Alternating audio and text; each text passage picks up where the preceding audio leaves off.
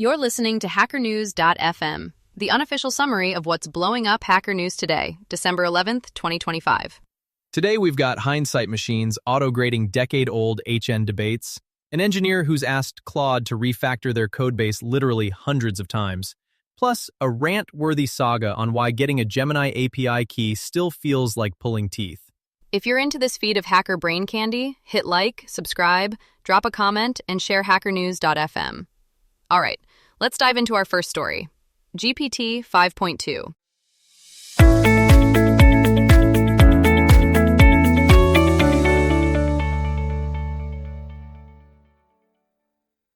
Next up is the highly anticipated launch of GPT 5.2 today, which hit number 1 on Hacker News today.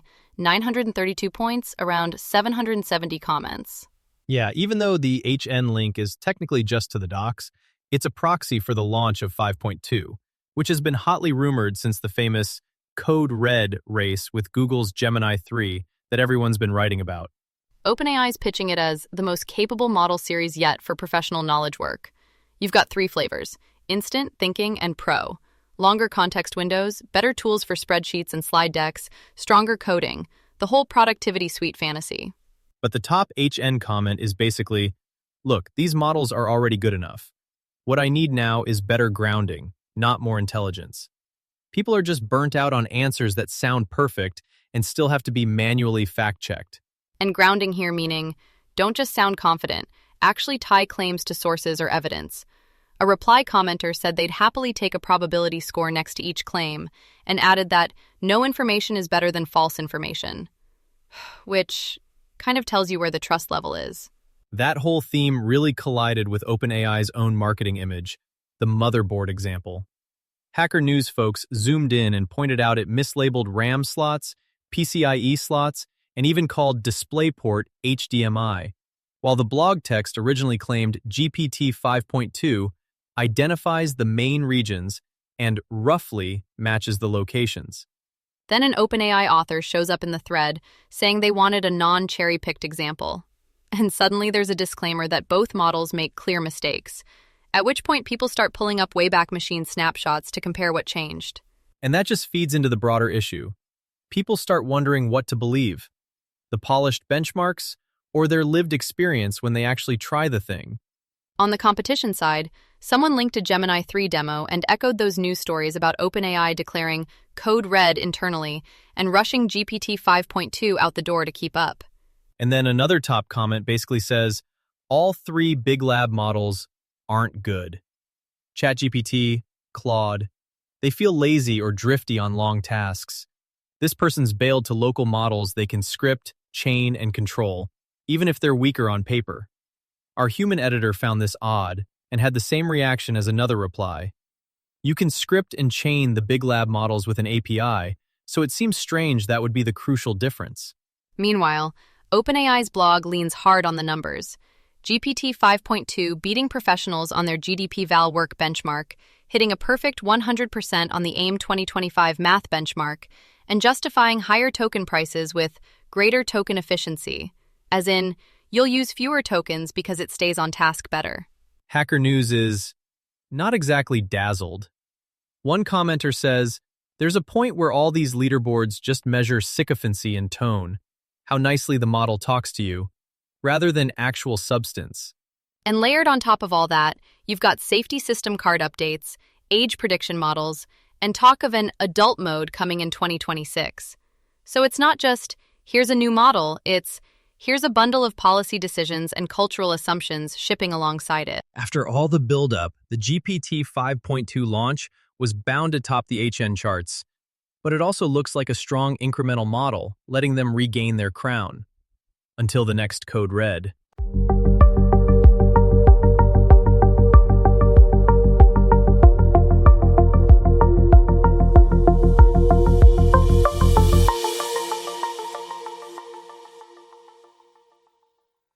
Next up is auto-grading decade-old Hacker News discussions with hindsight, which climbed into the top few spots on HN with around 592 points and 253 comments.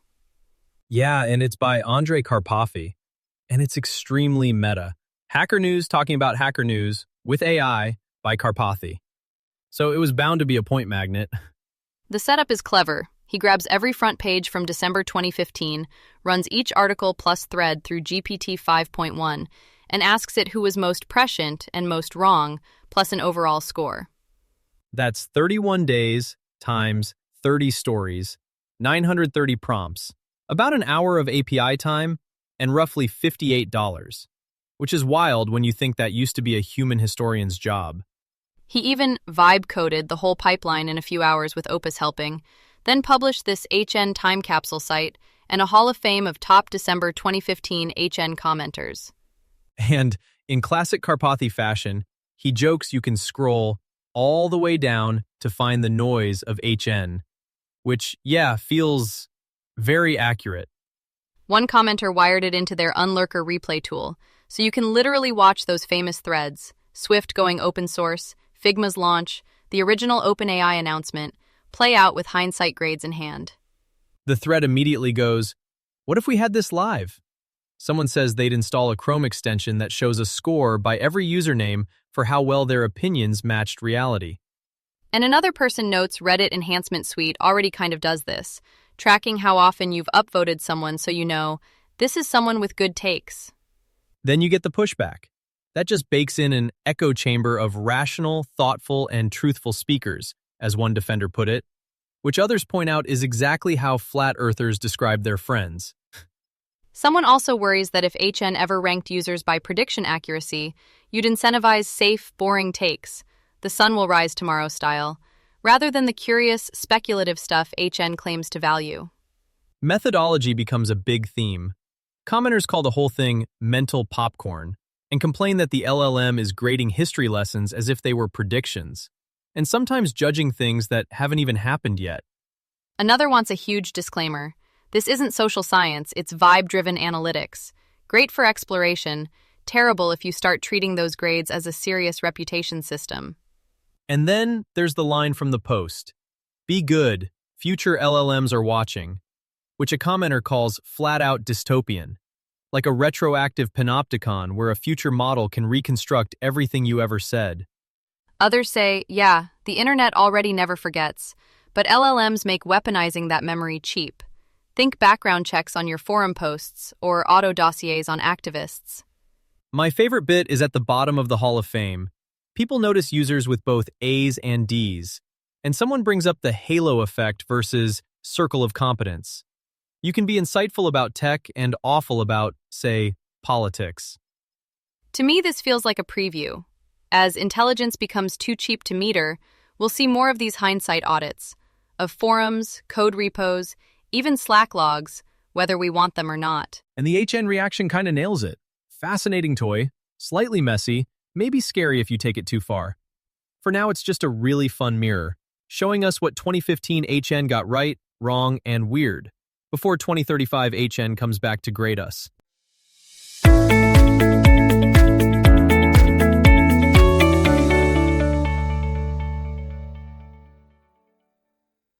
Next up is the highest quality codebase, which actually hit number 1 on Hacker News, 498 points, 326 comments.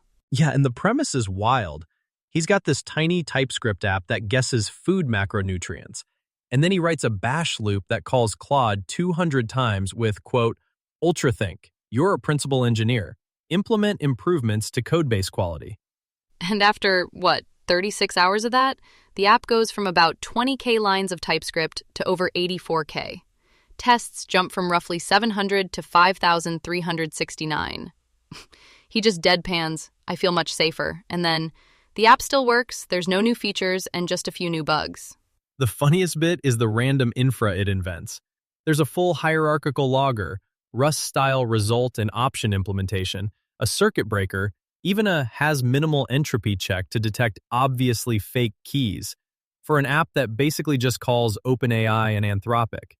The article nails that the model kind of equated quality with vanity metrics. More tests, higher coverage, more comments, while quietly forgetting the important end-to-end tests that actually check the app still works. One HN commenter said counting thousands of tests as a positive smells like people who tout lines of code, and argued you really want property-based tests, not endless assert x equals 1, assert x equals 2 boilerplate. Another pointed out there's basically no consensus on what a high-quality codebase even is. Like, if you gave 200 humans the same refactor task, you'd get 200 different codebases. So of course the AI just kind of flails. The top comment also echoed that LLMs are great at narrow, specific analysis. I get this error, help, and really bad at open-ended, anything I could do to improve Y style prompts, which is basically what this loop was. Some folks said you should treat the model like a junior dev. You own the architecture and decomposition, it does the grunt work. And you even give it an agents.md so it can self-review against your style rules. And then you had the craft people pushing back. They're like, no, I care deeply about how the code is written, not just does it work. Offloading everything to AI turns coding into prompt tweaking instead of actual problem solving. My favorite meta take reading this and the comments is that if you only reward visible output, more code, more tests, you just get bloat. And that's true whether it's humans or models doing the work.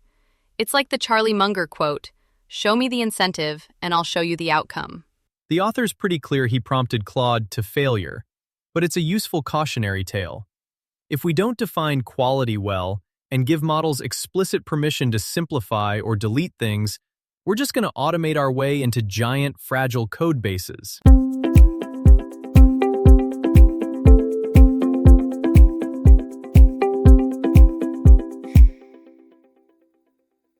Next up is getting a Gemini API key is an exercise in frustration, which climbed to number 3 with 811 points and 317 comments. This one's great.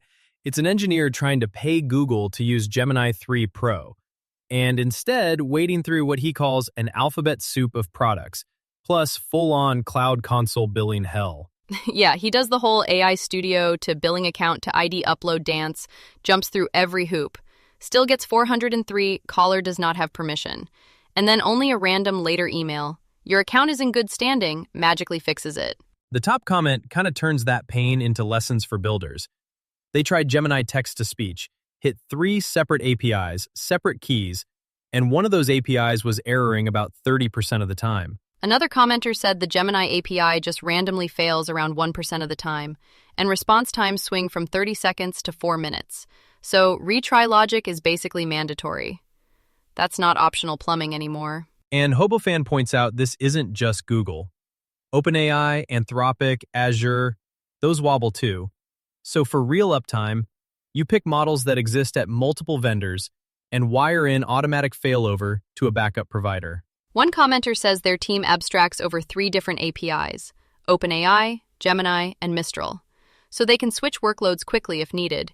And another talks about getting great results from local Ollama models for some tasks. Comments also warn that Gemini billing only updates once a day, and there are no hard caps.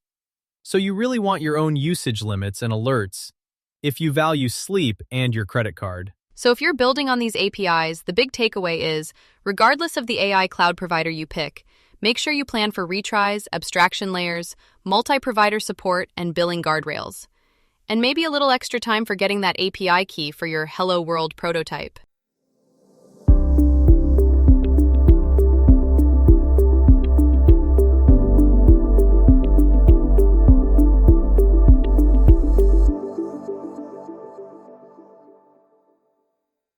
All right, next up is days since last GitHub incident. This tiny little site that somehow hit number 1 on Hacker News with like 200-ish points and a ton of comments. And the entire page is literally just one line. Days since last GitHub service disruption. 0. That's it. That's the joke. It's funny until you remember why it landed so hard. People keep seeing GitHub actions just flake out. One of the top commenters was like, yeah, I only noticed this outage when actions started failing again for the nth time this month. And that kicked off people seriously talking about leaving Actions, or even GitHub entirely. For folks listening, Actions is GitHub's CI/CD. It's your automated build and deploy pipeline. And when that is unreliable, your whole release process just freezes. The thread even pulls in the whole Zig drama again. Someone said Zig's "we're leaving GitHub" blog post felt immature, but then in the same breath admitted, they weren't wrong, it's decaying. And then other people push back saying, Look, calling the remaining employees losers and rookies was over the line. That language actually got edited out of the post later. I kind of like the nuance there, though. One reply says anger can be a valid communication tool when your boundaries are being violated, but maybe don't spray it all over individual engineers who are just trying to do their jobs. And beyond the vibes, there's real churn happening. Someone said this outage, plus security worries, had them pulling out of GitHub packages entirely, and even reconsidering whether they can trust self-hosted actions going forward. And then the resilience crowd shows up.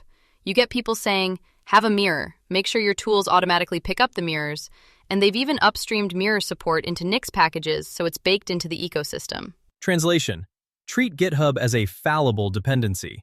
Keep local clones, alternate remotes, and a way to build when the mothership is down. Meanwhile, a bunch of folks complain that GitHub's gone full AI everywhere. One comment compares it to Google Plus but stupider, while basic stuff like reliability and the Explore page kind of feel neglected. There's this great jab that the counter should always read 0, because GitHub is unreachable over IPv6, which, quote, in 2025 should be considered an incident. To be fair, a GitHub engineer actually pops into the thread about a crypto spam notification bug, asks for repro steps, follows up on it, and then people confirm it's fixed. That part was nice to see. Yeah, but the takeaway is still, don't bet your entire delivery pipeline on any one SaaS, even if that SaaS is GitHub. Exactly. That little 0 days since last incident gag, it's a pretty good nudge to go set up mirrors, backups, and an escape hatch now, before you're stuck waiting on a status page refresh.